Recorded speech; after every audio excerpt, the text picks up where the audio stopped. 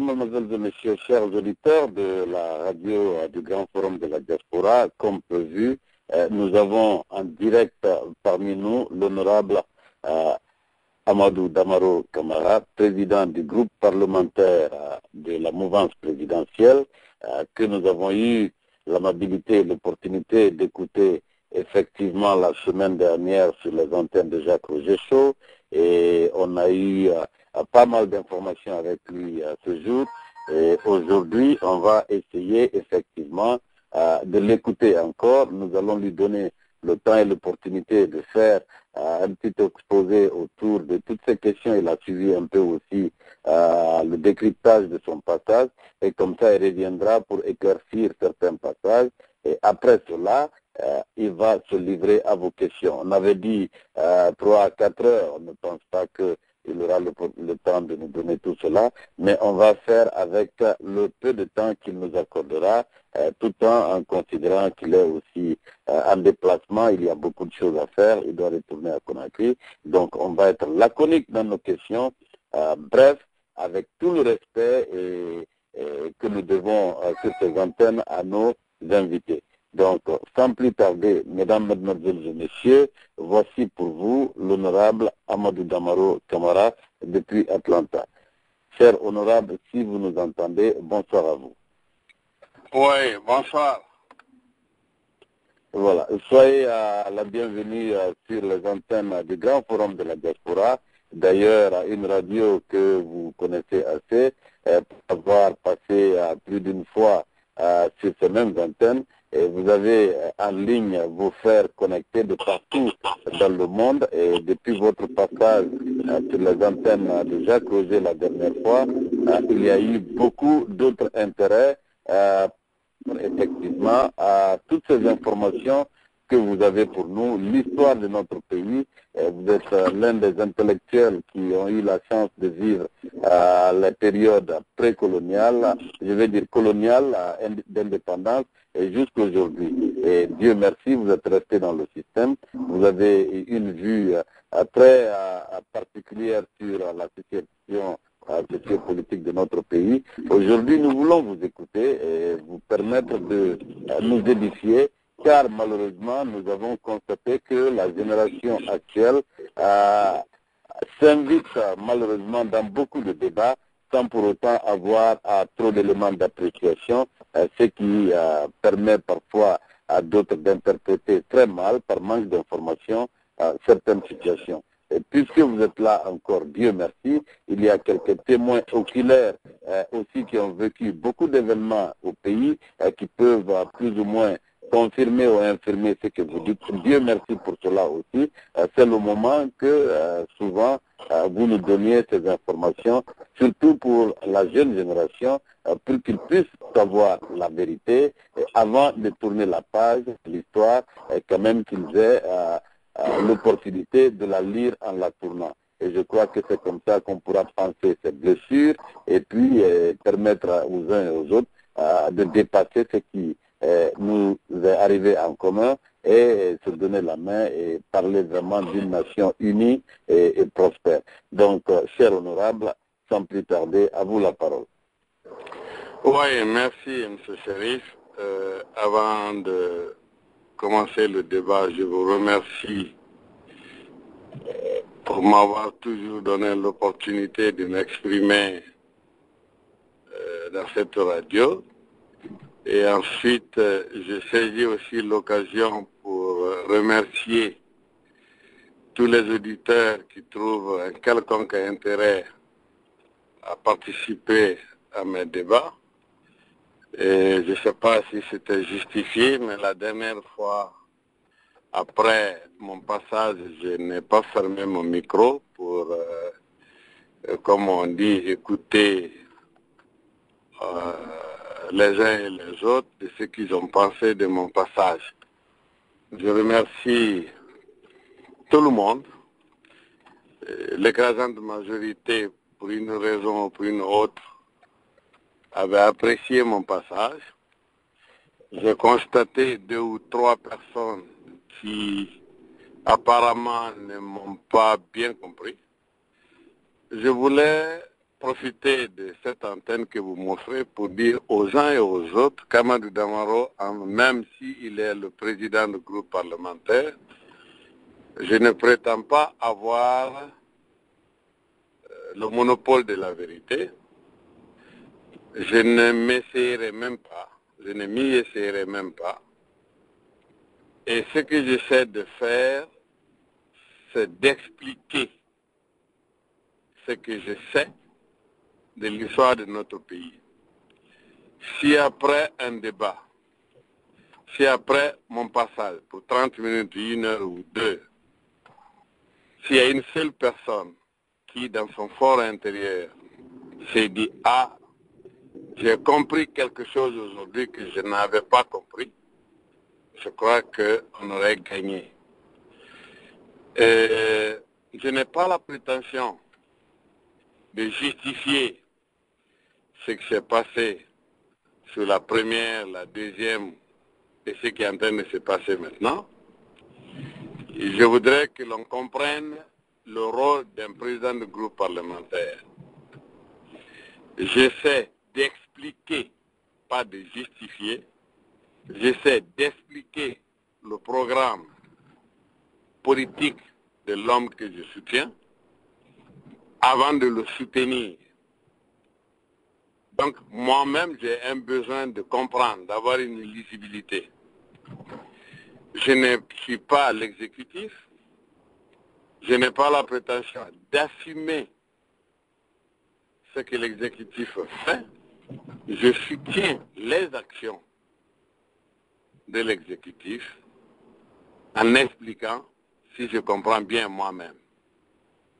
Ceci dit, je voudrais que ce genre de débat, c'est pourquoi souvent je mets le pied dans le plat, c'est pour inviter les uns et les autres à débattre enfin des problèmes de notre pays.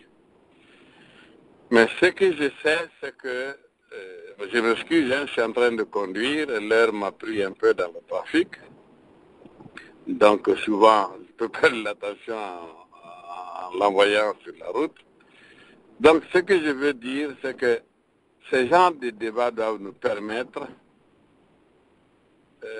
de comprendre mieux notre pays et de penser les erreurs du passé. Mais ce qui est important, et le critérium le plus important, et qui doit être pris de plus en considération, c'est que nous sommes en train de construire la nation guinéenne. Et à y voir de près, tous les ingrédients pour construire la nation guinéenne sont réunis. Parce que l'essentiel dans la construction d'une nation, c'est la volonté clairement exprimée de ses composantes de vivre en commun, d'avoir une vie commune. Dans le cas guinéen, je ne cesserai jamais de le répéter, nous avons un passé fait de gloire et de douleur. Mais ce qui est plus important que ce passé, c'est le devenir commun que nous avons à construire ensemble. Alors, dans le débat, ceux qui prétendent qu'une communauté ou une frange politique ou une religion pourrait l'emporter un jour et à 100% sur les autres, je leur dis déjà que je ne veux pas, je ne peux pas en débattre avec eux parce que c'est une bataille perdue d'avance. Les Malinqués seuls ne feront jamais la Guinée, les Peuls seuls ne feront jamais la Guinée, les Soussous seuls ne feront jamais la Guinée, et les minorités sylvo-guinéennes ne feront jamais à elles seules la Guinée. Si on comprend ça, j'invite les uns et les autres, à ceux qui vont prendre leur temps de participer à ce débat, de mettre la balle à terre, d'aborder les problèmes dans leur fond et même dans leur forme, pour qu'enfin un jour, on se dise, j'ai participé à la construction de cette Guinée qui est devenue un pays où il fait bon vivre aujourd'hui.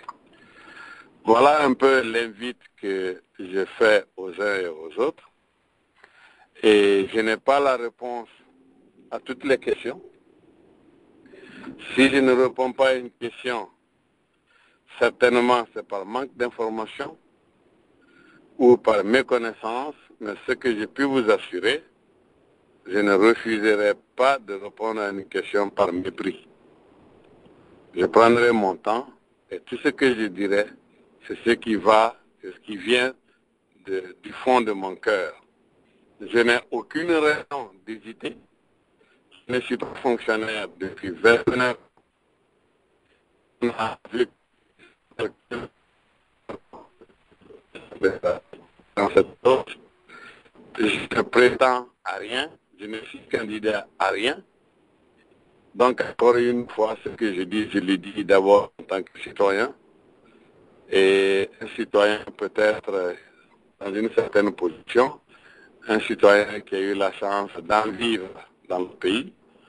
Et voilà, chers frères et sœurs, mon entrée et je me tiens à votre disposition. Je vous remercie.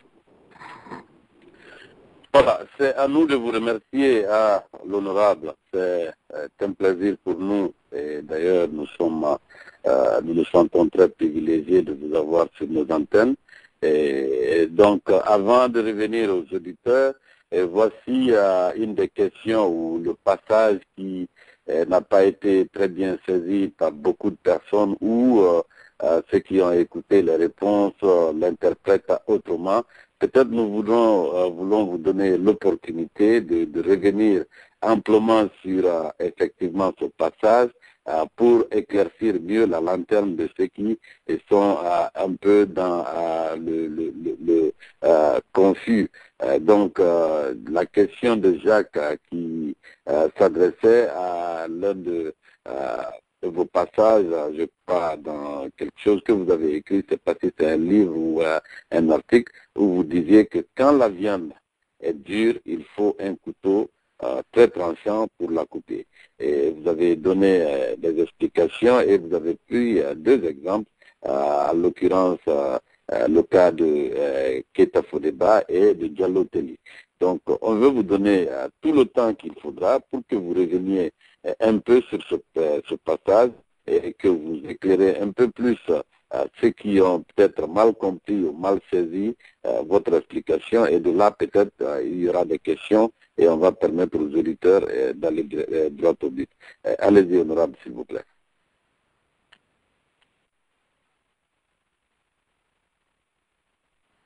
Bon.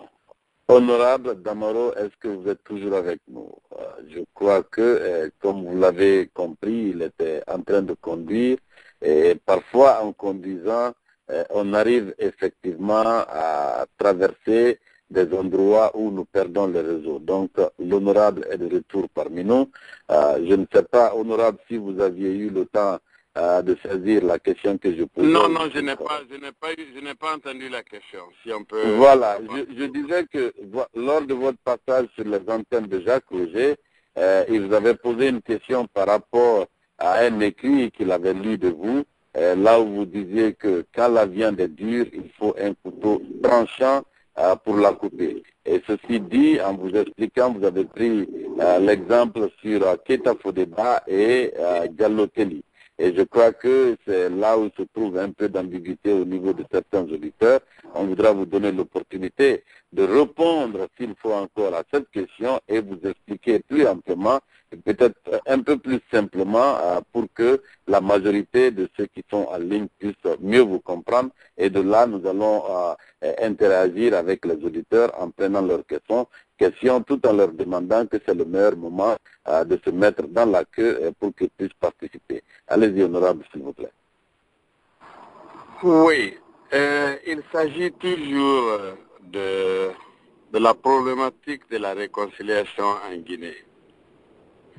Je regrette que depuis 30 ans que le président Sékou Touré est décédé, aucun intellectuel, ou rares sont les intellectuels qui s'y sont intéressés à étudier de manière plus scientifique et non partisane ce qui s'est réellement passé sous la Première République et quels en étaient les mécanismes et les raisons.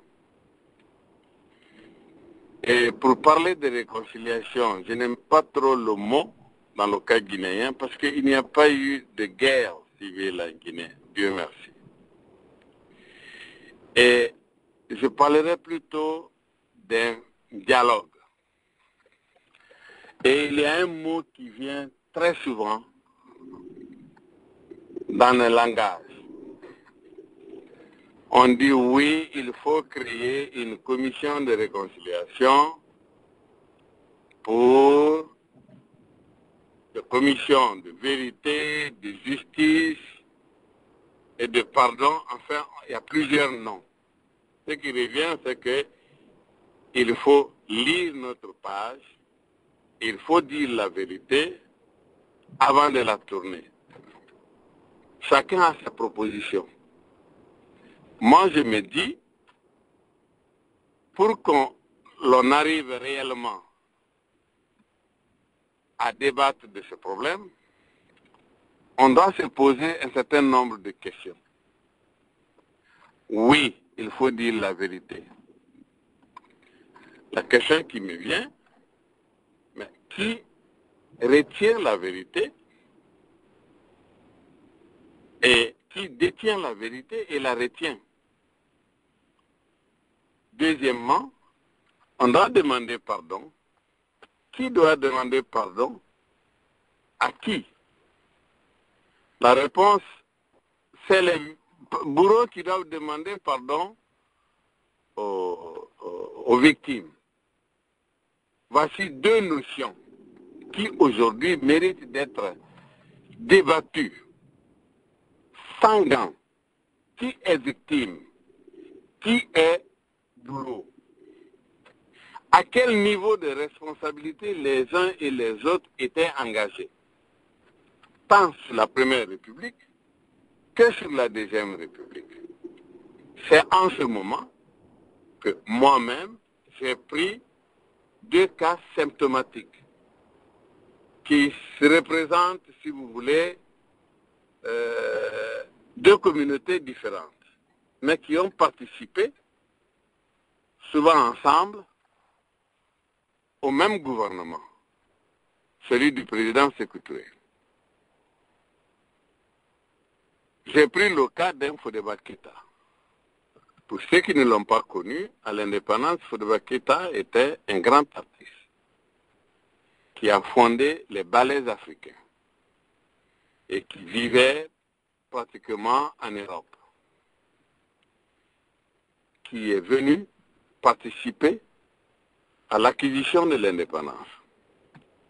Il avait les moyens en ce moment.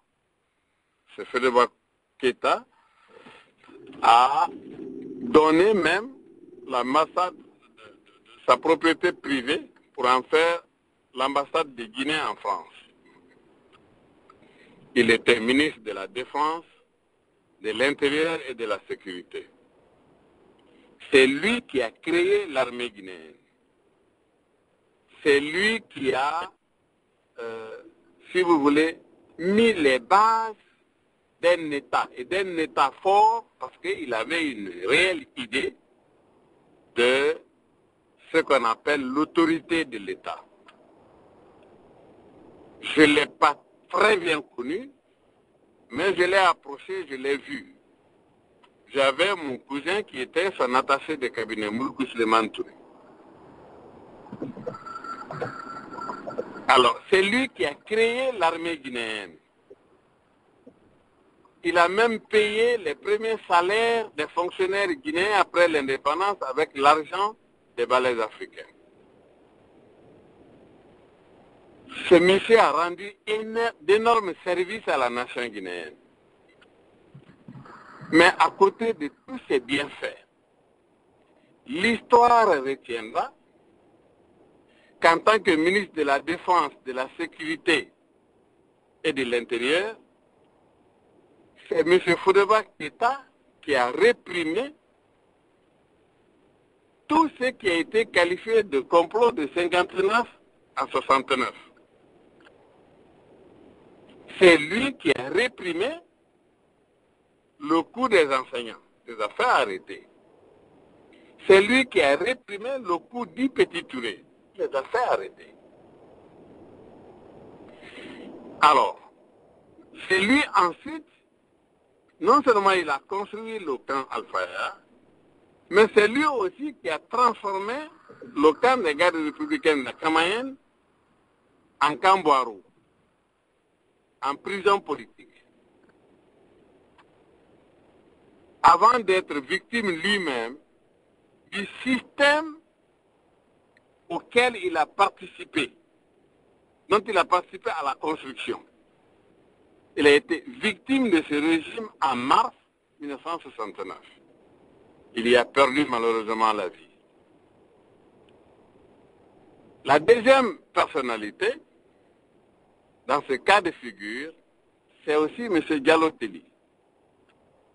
M. Diallo Telli était un intellectuel en 1958. Il était même procureur à Thiès, je crois, en tout cas au Sénégal, à l'indépendance. Cela soit dit en passant, il n'a même pas participé au vote. Il s'est mis à la disposition de la Guinée. C'est lui qui a été envoyé à New York pour négocier la rentrée de la Guinée aux Nations Unies. En 1963, le président Sékou Touré et ses pairs ont créé l'Organisation de l'Unité africaine. Il est incontestable qu'en 1960, dans les années 60, surtout dans les premières années des années 60, le président Sékou Touré jouissait d'un prestige qu'on ne peut pas nier parmi ses pairs au début de l'indépendance. On ne pouvait rien lui refuser. Il a demandé le secrétariat général de la nouvelle organisation. C'était un poste statutaire, tu ne pouvais pas le faire par concours, il fallait qu'un pays te présente. Et la Guinée a présenté la candidature de M. Diallo Telli. M. Diallo Telli, pendant 2 mandats, a assumé le secrétariat général de l'OIA. Il en a fait un poste prestigieux. Comme, pour moi, le poste n'a jamais plus été. À la conférence de Casablanca en 1972,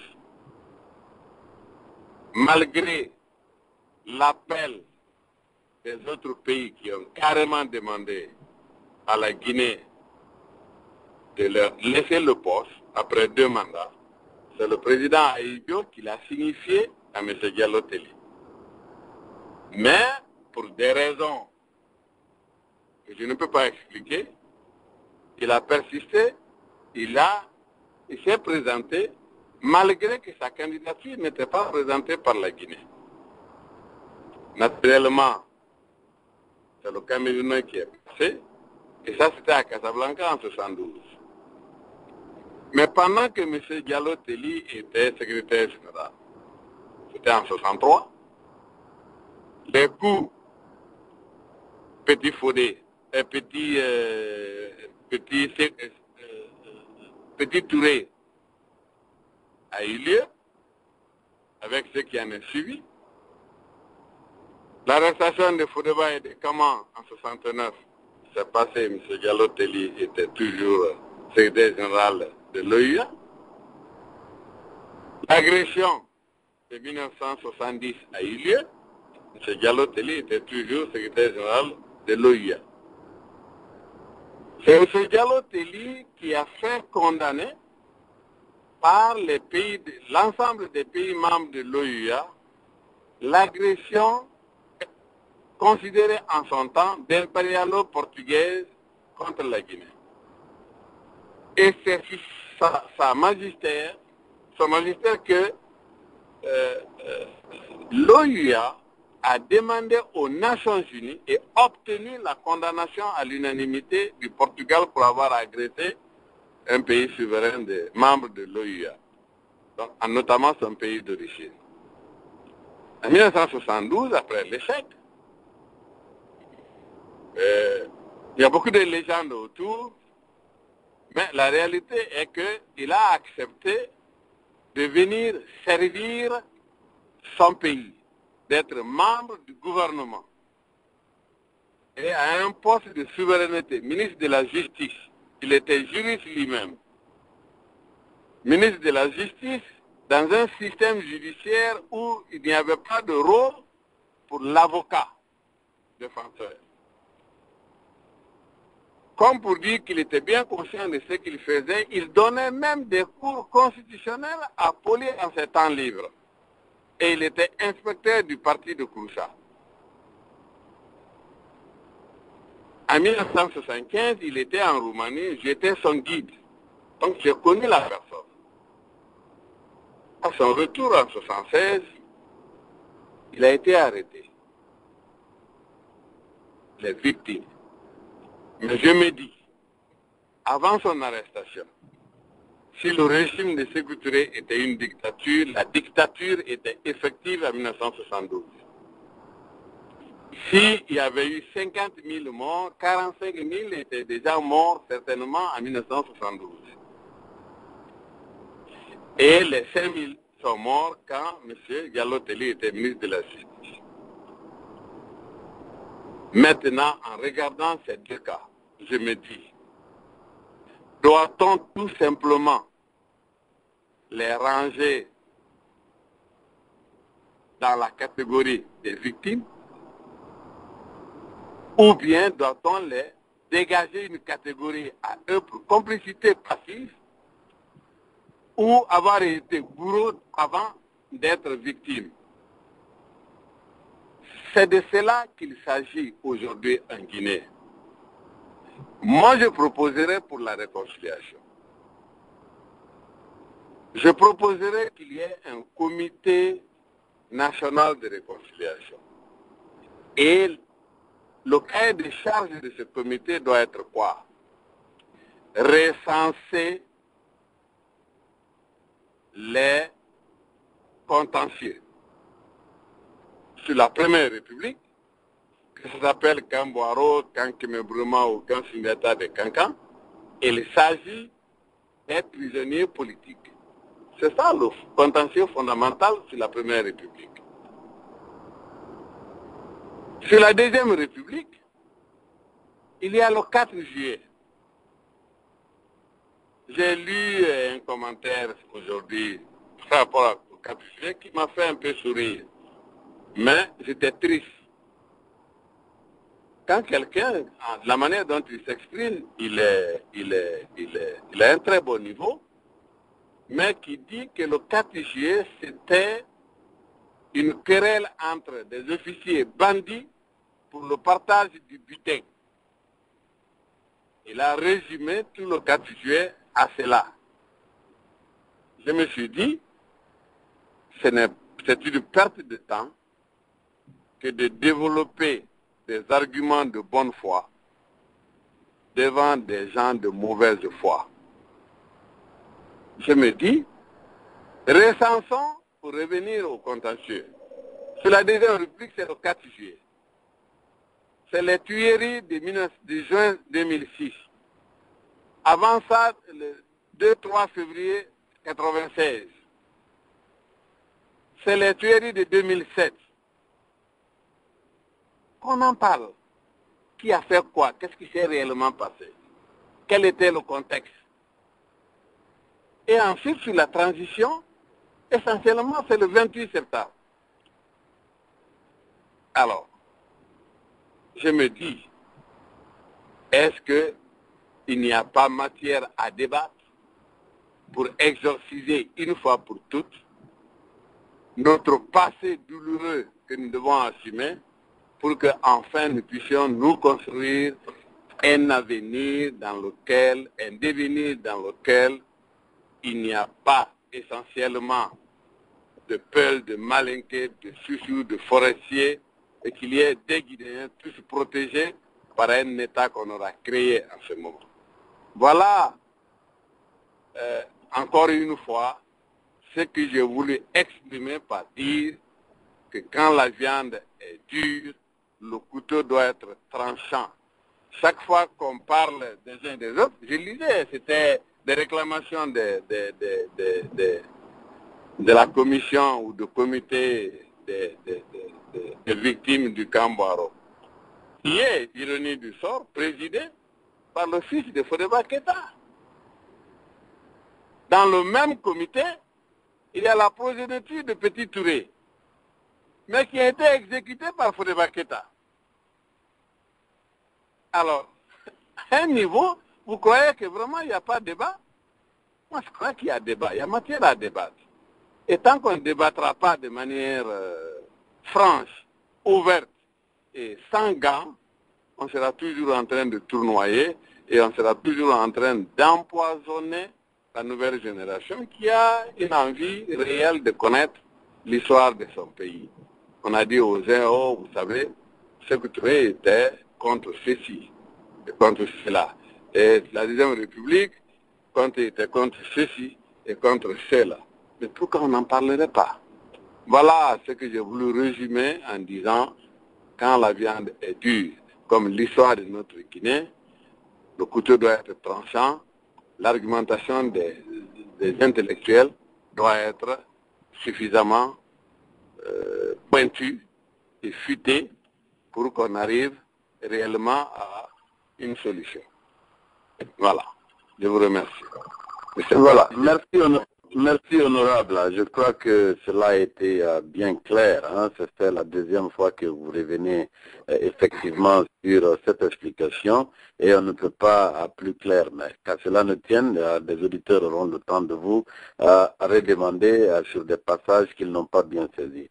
Maintenant, je vais revenir sur le deuxième point et toujours après votre passage sur les antennes de Jacques Roger Show, où il y a aussi un peu de discorde, c'est la question de l'empoisonnement des militants du RPG par, soi-disant, les militants de l'UFDG. Et vous savez que cette question a suscité beaucoup d'histoires. Il y a eu effectivement des échauffourées à Conakry, à Sigiri, cela a fait déplacer des ressortissants d'une région qui n'était pas originaire de la ville de Sigiri et Kouroussa, et il y a eu même des pertes en vie humaine. Et il y a eu aussi une réciprocité du côté de la Moyenne Guinée où certains habitants de longue date de la Haute-Guinée ont été chassés, maisons cassées. Donc en quelque sorte, des Guinéens ont subi toutes sortes d'arbitraires, de violences et compte tenu de cette histoire d'empoisonnement. Et c'est vrai que c'est ce qui a réellement stigmatisé le problème ethnique que nous continuons malheureusement à vivre aujourd'hui dans la politique guinéenne. Mais qu'à cela ne tienne, il n'y a pas très longtemps, quand l'honorable Jean-Marie Doré disait sur des antennes avoir l'information de la personne qui était responsable de cette allégation. Et il a été plus loin en disant que ce n'était ni les militants de l'UFDG qui ont empoisonné, ni les militants du RPG. Il connaissait, mais au nom de la paix et de la quiétude sociale, il préfère taire le nom. Donc, beaucoup de Guinéens pensent aujourd'hui que M. Jean-Marie Doré devrait être obligé de se présenter devant une juridiction pour qu'il pointe de doigt les personnes ou la personne responsable de cette allégation à l'époque. Et votre réponse ce jour n'avait pas plus ou moins satisfait beaucoup d'auditeurs et qui ont cru que vous avez préféré esquiver intelligemment la question pour ne pas effectivement donner un point de vue clair là-dessus, car ils sont allés jusqu'à vous demander en tant que député, est-ce que vous ne pouvez pas faire de sorte que la justice s'en saisisse de la question pour ne serait-ce que demander à Jean-Marie Doré plus d'explications. Donc on voudrait que vous reveniez sur ce passage pour éclairer mieux en fait. Ben, écoutez, c'est ça aussi notre problème. On sélectionne les crimes. on sélectionne les victimes. On croit qu'il y a des sangs qui sont plus rouges que d'autres. Ça m'embête.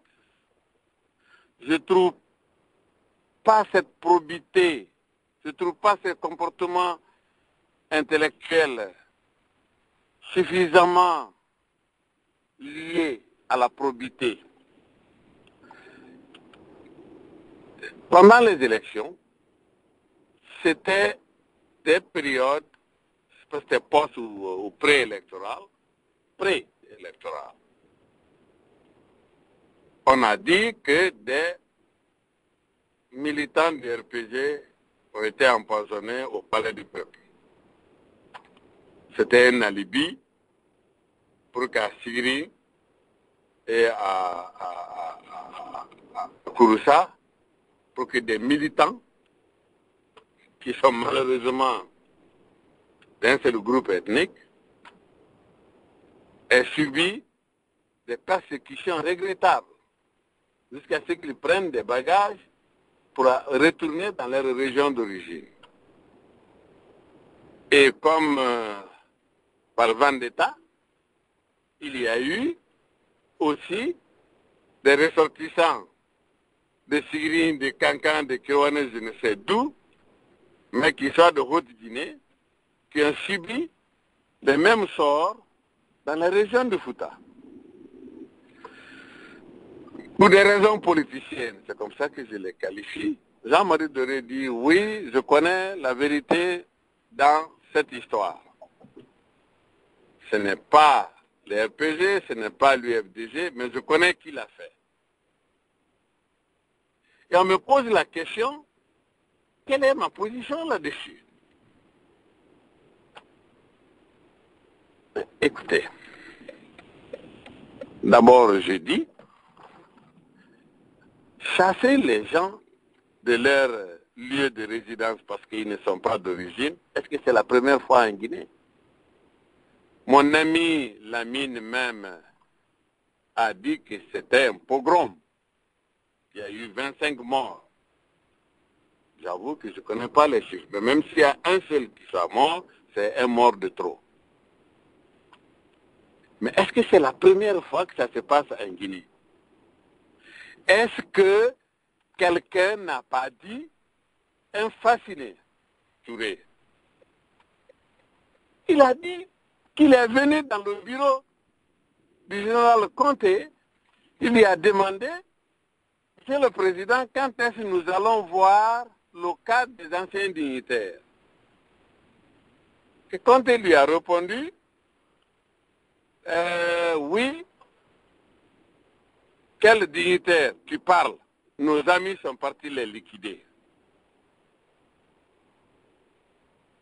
Mais il est resté dans le gouvernement de 1986, de 1992. Et c'est lui qui l'a dit à la radio. Mais ça valait le coup quand il accuse comme ça. On m'a dit que nos amis sont partis les liquider. Les amis sont encore vivants, ou en tout cas beaucoup d'entre eux sont encore vivants. C'était une raison pour dire au général Fasciné, ah bon, quels sont ses amis? Parce que des gens ont été exécutés de manière extrajudiciaire. Est-ce que ce que Jean-Marie Doré a dit, c'est vrai, c'est normal? Non. Mais encore, il faut que les gens acceptent que je ne suis pas juriste. Quel doit être le comportement de la justice vis-à-vis d'une telle déclaration d'un homme politique?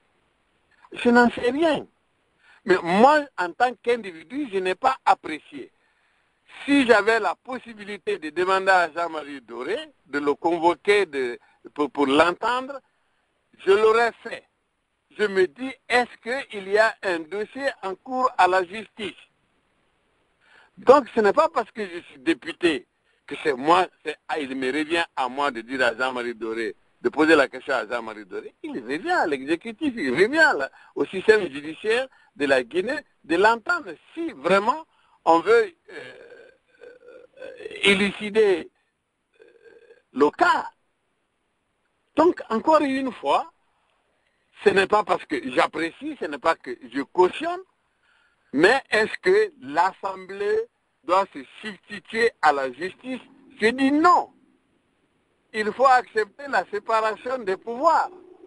Le système judiciaire est un pouvoir à part. Il y a l'exécutif, il y a le judiciaire, il y a le législatif. Nous sommes le législatif. Nous ne marchons pas dans la plate-bande de judiciaire. Si demain vous avez le président de la Cour suprême ou un des juges de la Cour suprême ou de la Cour d'appel, etc., mais libre aux uns et aux autres de poser la question pourquoi ils n'ont pas fait leur rôle.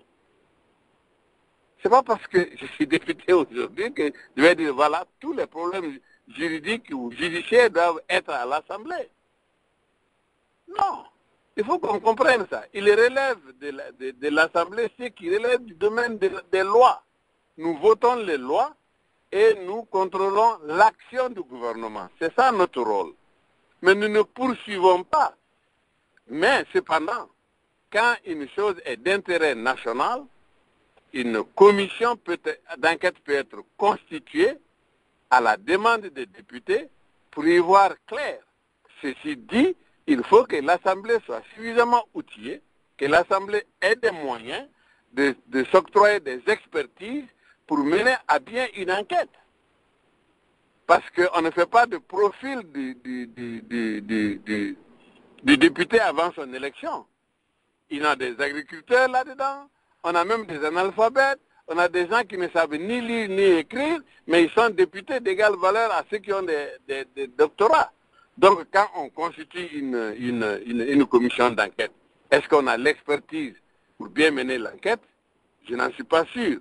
Mais si on ne l'a pas, on doit pouvoir se payer les services des experts. Et pour cela, il faut les moyens. Et quand on demande de donner les moyens aux députés, on dit, ah ouais, dans un pays, vous voulez nous aligner sur le SMIC. Voilà un peu les contraintes d'un état de droit, si on parle d'un état de droit. Qu'est-ce que nous faisons ici? On peut demander à appeler un ministre, un membre du gouvernement, un haut fonctionnaire, pour lui poser la question. Mais il revient à la justice de mener les enquêtes. Voilà ce que j'ai voulu dire. Ce n'était pas un faux fuyant, je ne suis pas de ce genre. Ce que Jean-Marie Doré dit est grave. Est-ce qu'il y a eu même l'empoisonnement? Et s'il y a eu empoisonnement, s'il dit, en tant qu'ancien Premier ministre, qu'il connaît les auteurs et ne les livre pas à la justice, c'est d'abord de sa responsabilité de le faire. Qu'on lui pose la question, mais certainement, la justice, qui a le dossier, devrait saisir cette opportunité avant même que Jean-Marie Doré ne soit député, parce que maintenant, là, il ne peut plus le convoquer comme ça avant la levée de son immunité parlementaire. Mais la justice a eu 3 ans d'interpeller Jean-Marie Doré, elle ne l'a pas fait. Voilà la réalité. Je veux qu'on soit clair sur ce que le député est et ce que le système judiciaire est. Je vous remercie. Voilà, merci à l'honorable Ahmed Damaro Camara. C'était pour vous donner aussi l'opportunité pour être encore plus explicite. Vous savez, la dernière fois, on avait le facteur temps qui était un peu contre nous. Aujourd'hui, on a tout le temps. Donc, toutes les questions que vous voulez expliquer amplement de fond en comble, vous pouvez le faire et comme ça vous serez mieux compris et pourquoi pas mieux interprété à ceux qui ne sont pas dans le débat aujourd'hui. Merci pour ces réponses. Excusez-moi, dans le commentaire la dernière fois, il y a même un jeune qui a dit que nous marchons dans le sang en Guinée, nous dormons dans le sang, nous mangeons dans le sang, nous avons le sang que je suis venu pour me moquer de. Bon, un problème de niveau, je le lui concède, mais que j'échange quelques amabilités avec mon ami d'enfance, Lamine Camara en Allemagne, je ne crois pas que cela puisse être considéré comme une moquerie. C'est une moquerie de qui? Voilà. Je voulais aussi préciser ça, que ce n'était pas une moquerie. Même la Deuxième Guerre mondiale s'est terminée autour d'une table. Et certainement les gens ont ri quand on a fait rire. Voilà.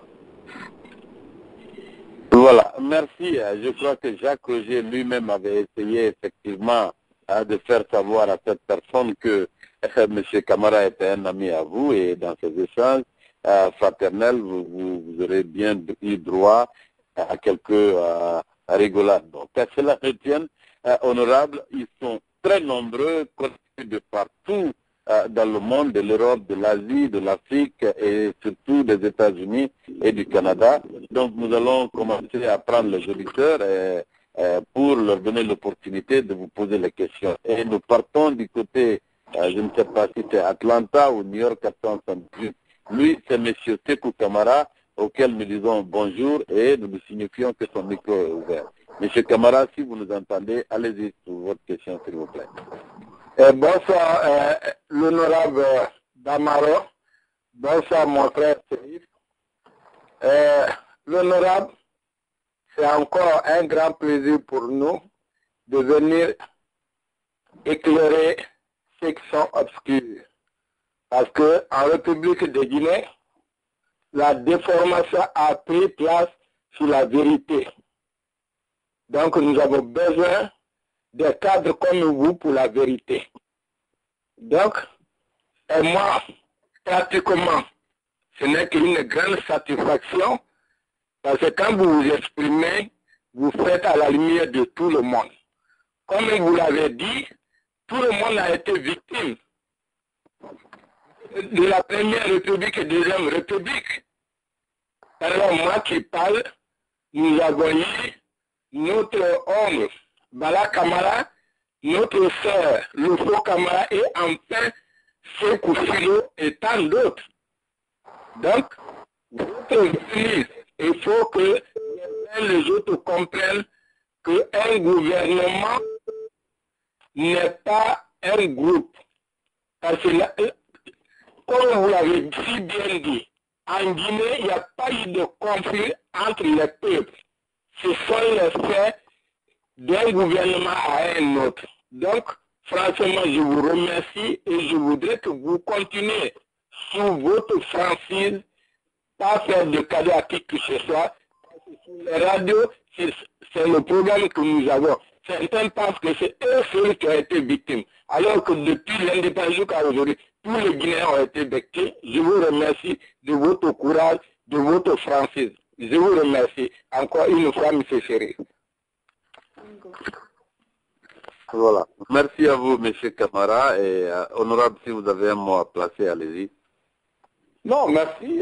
C'est son appréciation et je la remercie. Et de toute façon, j'ai une conviction sur laquelle je ne crois pas qu'on puisse me faire dévier. Donc, mon seul et unique but, c'est que l'on comprenne que les Guinéens s'entendent et qu'on passe à la construction de notre pays. D'accord. Merci, honorable. Nous continuons rapidement. Et voilà pour vous, monsieur Abdoulaye Koulgui, qui avait eu l'opportunité de vous poser une question l'autre fois sur les antennes de Jacques Roger. Et on est revenu un peu là-dessus tout à l'heure. Donc, nous allons lui permettre de vous demander si il est satisfait ou s'il veut réitérer sa question pour que vous puissiez la répondre autrement. Monsieur Koulgui, si vous nous entendez, bonsoir, votre micro est ouvert. Monsieur Abdoulaye Koulgui n'est pas... Je m'excuse, mon c'était en mute. Voilà. Bonsoir à vous, bonsoir à l'honorable. Ceux qui sont en ligne, dès qu'on vous prend, allez-y au but, comme ça on peut gagner un temps. D'accord, ok. Bonsoir, monsieur, bonsoir l'honorable. Oui. Monsieur Kam. Ok. Pratiquement, monsieur Chérif Aïdara est revenu sur ma question. Vous avez apporté des précisions. J'ai été satisfait vers la fin lorsque vous avez parlé de création de commissions au niveau du Parlement, parce que je sais que vous avez vécu longtemps à l'étranger et vous savez de quoi vous parlez. Mais j'ai été un peu, depuis la dernière fois chez Jacques Roger et aujourd'hui à vous entendre parler, je suis un peu inquiet parce que dans vos déclarations, dans vos explications, vous avez toujours tendance à comparer, à classifier et à, je ne sais pas comment le dire, cela vraiment m'inquiète parce que je sais que vous défendez un groupe parlementaire je souhaiterais que vous interveniez dans ce sens-là, mais j'ai l'impression que vous défendez plus un groupe ethnique par rapport à vous classifiez les Guinéens en différents groupes. Parce que quand je vous entends dire qu'en Guinée, on pense que le sang des autres n'est plus rouge que d'autres, je voudrais savoir quel est le sang de quelqu'un qui est plus rouge que l'autre. Et lorsque vous parliez de comparaison par rapport à ce qui s'est passé au temps de Fasciné et aujourd'hui, ce que Jean-Marie Delay a dit, je ne sais pas pourquoi vous faites des comparaisons par rapport à quoi et quoi, parce que là, on parle de crime, on parle de Guinéens, on ne parle pas d'un groupe d'une personne qui a été tuée. Et lorsque vous parlez de Diallo-Tellier, on a l'impression que, à partir de vos explications, beaucoup de nos compatriotes pensent que l'histoire peut être changée. Parce qu'aujourd'hui, c'est comme si c'est Diallo-Tellier qui avait cautionné la dictature qu'il y a eu au temps du président Ahmed Sékou Touré. Je voudrais que vous nous apportiez un peu d'éclaircissement par rapport à ce que j'ai eu à dire. Je ne sais pas si vous m'avez bien saisi. J'ai bien compris. Ok, merci. Premièrement, moi je n'ai particulièrement aucune raison d'être régionaliste ou de préférer une ethnie à une autre. Premièrement, je sais que l'on se cache derrière les groupes ethniques quand l'État disparaît. Les ethnies sont des points d'ancrage en Afrique. Je veux tout simplement contrer certaines choses. C'est un devoir d'explication. Je ne sais pas si vous avez connu M. René Gomez. M. René Gomez a été au Cambodge. Après, au 3 avril, il a été ambassadeur au Libéria. Il a été chef de cabinet du président Lansana Conté, ministre secrétaire général, ministre de l'Intérieur, ministre de la Justice, et il a pris 30 ans à écrire un livre. Il a eu accès à toutes les archives. Et il a publié un livre. Lui, il a recensé 704 victimes. À la lecture, il y a eu beaucoup d'erreurs, mais plus ou moins 5%, c'est pardonnable. J'ai essayé de décortiquer les 707 pour dire que le régime de Sékou Touré n'était pas que contre les peuples. Il faut dire le mot. J'ai pris les patronymes Ba, Baldé, Bari, Diallo, So. J'ai même ajouté des noms de toutes couleurs, Sal, Tal, etc., dans le groupe. J'ai recensé 231 qui portent ces noms. Alors, quand tu entends Souma, Bangoura, Yansané et autres, il n'y a pas de doute, il s'agit de Soussou. Mais Camara, non. Keita, non. Sissé, non. Ça ne veut rien dire. Ça ne vous situe pas exactement de quel groupe ethnique. Mais il y avait 99 Camara parmi les 704. C'était le plus grand nombre. Alors, je me dis, quand je vois 25 Bangoura, quand je vois 18 Koivogi et autres, je me dis, allô? Allô? Oui, on vous écoute, honorable. Allez-y, nous vous suivons. Voilà, okay, excusez-moi. Donc, je me dis que ce serait une utopie d'aller sur la lancée d'accusation globale d'une ethnie parce que le président est de cette ethnie. Ce serait une distorsion à l'histoire de croire que si Lansana Conté, le régime Lansana Conté a fait ça à un groupe de Malinké, que tous les Soussous doivent être considérés comme des bourreaux parce que Lansana Conté est Soussou. Il n'a pas demandé aux Soussous ce qu'il va faire, il n'a pas eu l'approbation des Soussous dans ce qu'il était en train de faire, il ne les a pas consultés. Non plus Sékou Touré. Et pour ceux qui connaissent l'histoire de la Guinée, je peux dire que l'abbé a beaucoup plus bénéficié du régime sécuritaire que Cancan. Sécuritaire a même traité Cancan que ce n'était pas, être Mancamori n'était pas une ethnie, c'était un état d'esprit. Les premiers barrages, c'était un Fouta. C'est vrai, il avait des parents dans le gouvernement, des proches, des beaux-frères, etc., mais tous dans un petit cercle. Kirouane n'a pas eu un seul ministre pendant les 26 ans du président Sékou Touré, un seul ministre. Mais pourquoi voulez-vous que, parce que je suis de Kirouane, je suis malinqué, que je sois celui qui assume aujourd'hui ce que le président Sékou Touré a fait? C'est l'erreur là que je combats. C'est cette globalisation que je combats. C'est ça le vrai sens du fascisme. Vous êtes comme ça. Quand on dit les Peuls sont comme ça, c'est du fascisme. Quand on dit les Malinqués ont fait ça, c'est du fascisme. Lisez un peu. La personne dit votre régime nous a fait ça. Celui qui a écrit ça n'était même pas né quand le régime Sékou Touré existait. Il a 20 ans et quelques, il a à peine 30 ans, et il dit, nous avons été victimes, parce qu'il est d'un groupe ethnique. Je ne défends, d'abord j'ai une femme Peul, mes enfants vont au Fouta, c'est leurs oncles, donc je n'ai absolument aucune raison, c'est un problème de faiblesse. Je ne me considère pas parmi des personnes de cette catégorie qui doivent se cacher derrière leur groupe ethnique pour pouvoir survivre. Moi, je n'en ai pas besoin. Donc, ce n'est pas une comparaison. Je vais tout simplement faire comprendre qu'en Guinée, les régimes n'ont pas agi au nom de leur ethnie.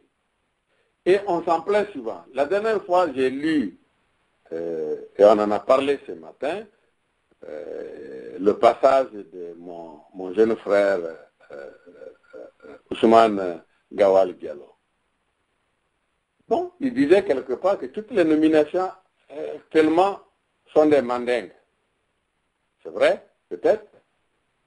Mais au même moment, c'est lui qui a, j'étais à Téhéran, j'ai lu, il a pris une délégation des députés de l'UFDG pour aller visiter la prison civile. Ils étaient 13. Tous les 13 étaient Diallo. Tous les 13 étaient Diallo. Quel est le message qu'on renvoie aux autres? C'est de cela qu'il s'agit. Alors, quand moi je suis très ouvert, hein? J'ai été toujours comme ça. Je dis ce que je pense, n'en déplaise à qui ne veut pas l'entendre, mais je suis d'accord avec ma conscience. C'est de cela qu'il s'agit. Alors quand on regarde de part et d'autre, on doit se dire, mais ce que je reproche, est-ce que c'est pas ce que je suis en train de faire? On peut débattre, moi je suis ouvert à toutes les questions, mais quand je compare, si j'avais pris Diallo Telly seulement, on va dire, ah ouais, parce que lui il est Peul. Mais il faut débattre. Mais bon sang de Dieu, Jean-Claude Diallo, quand il a posé la question dans l'intimité du bureau du journal Lansana Conté, il dit, président, je suis venu vous voir. J'ai appris qu'il y a eu des exécutions. Je ne veux pas qu'on me dise qui l'a fait et pourquoi on a fait. En âme et conscience entre hommes, regardez dans mes yeux, dites-moi si c'est vrai ou faux. Je vais avoir la conscience tranquille. Quand le président Conté lui a dit, c'est vrai, il est parti en Allemagne, il a démissionné. Parce qu'il ne voulait pas cautionner de telles violations des droits de l'homme. Et lisez sur tous les sites, on ne considère que le cas de certaines victimes. C'est contre cela que je me lève. Quand je parle de sang rouge, de plus rouge ou moins rouge, c'est de cela. C'est à cela que je me réfère. Et très peu vont se dire, ah, il y a eu des violations des droits de l'homme dans le cas sujet. À la limite, nous parlons toujours d'état de droit, on parle de la démocratie. Le criminel le plus avéré a droit à la justice. Même si les Ismaël Touré ou les Mfashaka Touré sont les plus accusés dans l'affaire du Kambouaro, n'avaient-ils pas besoin de justice? Le CMRN a eu toute l'opportunité, ils ont eu la chance ou la malchance de mettre la main sur tous les dignitaires, tous les décideurs du régime Sékou Touré. Mais ils ont préféré la vengeance à la justice. Et quand on n'est pas jugé, on est victime d'une formule extrajudiciaire. C'est ça aussi les contraintes de la justice, c'est ça les contraintes du droit. Un assassin en flagrant délit, on lui donne un avocat, même s'il n'a pas les moyens de s'en payer un. Parce qu'il mérite la justice. Ils n'ont pas mérité, ils n'ont pas eu de justice. On les a exécutés à la sauvette. Et généralement parce que souvent certains, parce que tout simplement ils portaient des noms. Je vais vous donner le cas d'un Samori Touré. Il était qui? Il était directeur d'un magasin de tissus. Il a été exécuté. Personne ne peut te dire s'il a un jour participé à une quelconque activité politique sur le régime de son oncle. C'est ce que je dénonce. Je ne suis pas en train de prendre une partie contre une autre, parce que je ne crois pas en cela. J'ai commencé par cela, c'est un combat perdu d'avance. Si les Malinqués croient qu'ils vont gagner seuls, c'est un combat perdu d'avance. Si les peuples croient qu'eux seuls ils vont gagner et avoir une Guinée stable, c'est un combat perdu d'avance. Ce sera les peuples, les Malinqués, les Soussous, les forestiers ensemble. Dans un État et dans la démocratie, ce n'est pas de la démagogie, c'est la seule voie qui s'offre à nous et l'unique voie. Et je disais que la volonté existe, la volonté clairement exprimée de vivre ensemble. Aucune composante de la nation guinéenne n'a une velléité de sécession. C'est ça d'abord ce qui est important. Et puis on continue d'enterrer nos morts ensemble, de bâtir, de faire le baptême de nos enfants ensemble, de faire nos mariages ensemble. On continue de se marier entre nous. Cette affaire est essentiellement une affaire des Guinéens. Je le répète encore, à 58, la Guinée avait moins de 10 universitaires. Mais Barry Gawadou, qui était le président de BAG, son fief était Cancan, c'était pas l'abbé. Il est Peul. Sékou Touré s'est fait élire à Beila, il est de Farana. Damantan s'est fait élire à Zérékouré, il est de Farana. Mama Sano s'est fait élire à la place de Yassine Diallo à Conakry, il est de Sigri. Loa Fassou René, il était le secrétaire fédéral de Kiroane, il est Guerzé. Donc, ils avaient le sens plus de l'unité que de nous, les intellectuels. C'est de cela que je parle. Je ne suis pas en train du tout de défendre un groupe ethnique. Moi, je suis très conscient que c'est une bataille perdue d'avance. Et quand une bataille est perdue d'avance, je ne l'amène pas. Je vous remercie. Voilà, merci honorable. Abdoulaye Koulgui, d'accord, j'espère que vous êtes satisfait et sinon on passe au suivant. Ok, merci beaucoup M. Chérif. Je remercie l'honorable d'avoir pris son temps. Mais il y a un adage qui dit que, vous savez, les intestins, quelle que soit la manière vous les attrapez dans votre main, elles vont toujours glisser. J'ai l'impression que l'honorable n'a pas compris ma question. Il est reparti encore dans mes inquiétudes parce que il est parti en termes de comparaison encore, alors que c'est ce que moi je suis en train de dénoncer dans ma question, de dire que j'ai l'impression qu'il ne parle pas en tant que Guinéen, mais il parle en tant que parti pris. Et lorsque l'honorable nous dit, par exemple, que Sékou Touré a pu investir au Fouta, ou bien que Sékou Touré a pu faire ceci, cela, est-ce que Jean-Marie Doré, c'est la première fois que ça se passe? C'est cela que je suis en train de dire. Je ne dis pas que les autres crimes n'ont pas eu lieu, je ne le dis pas, mais il faut toujours commencer quelque part. Si vous dites que c'est parce que M. Fasciné a tenu à dire cela et que personne n'a réagi, Jean-Marie Doré le dit aujourd'hui et qu'on parle de cela aujourd'hui, Mais quand est-ce qu'on va commencer à rendre justice aux Guinéens? Ça, c'est mon inquiétude.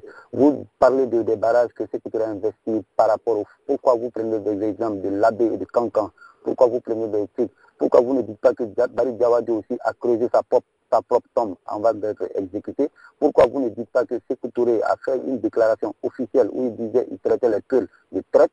Pourquoi vous ne dites pas que les Peuls ne bénéficiaient plus de bourse parce qu'on les traitait, tant que ceux qui étaient déjà partis ne revenaient pas? Tout ça, je souhaiterais qu'on oublie cela, qu'on lise l'histoire, qu'on oublie cela, qu'on n'utilise pas de comparaison. La seule chose que je souhaiterais en tant que député, vous savez, j'ai un avantage sur vous, c'est que je l'ai vécu en 1976, j'étais en vacances à Conakry. C'est à moi, en tant que responsable des étudiants guinéens en Roumanie, qu'on a remis la cassette pour aller faire écouter aux étudiants en Roumanie. Et on était dans l'avion pour Alger, quand on est venu faire descendre le grand frère de l'ex-ministre Bouakar Bari, parce que son père venait d'être arrêté. Nous avons protesté en tant qu'étudiants, malgré ce temps de la révolution. De Conakry à Alger, nous avons refusé le repas dans la voiture parce qu'on a débarqué notre collègue. Et quand je suis parti en Roumanie, s'il vous plaît, je suis parti en Roumanie, je refusais de donner la cassette. J'ai annoncé la cassette à l'ambassadeur, je refusais de la donner. Et quand on l'a su, on m'a amené, comme pour prendre des bourses en Guinée, on m'a amené pour prendre, comme, en tant que responsable, de venir chercher les suppléments ou compléments de bourse des Guinéens. On m'a amené à la police d'État pour me dire que j'ai tenu des propos concernant le régime et c'est pourquoi on m'a fait venir. Et je sais comment je m'en suis sorti et je suis retourné en Roumanie. Moi, je n'ai pas à rougir devant qui que ce soit. Et celui qui vous parle, dans tous les régimes, j'ai perdu des proches parents là-dedans. Il y en a qui agissent par proxy, en disant tout simplement, oui, je suis Peul et tel Peul a été concerné. Mais moi, je l'ai vécu dans ma chair.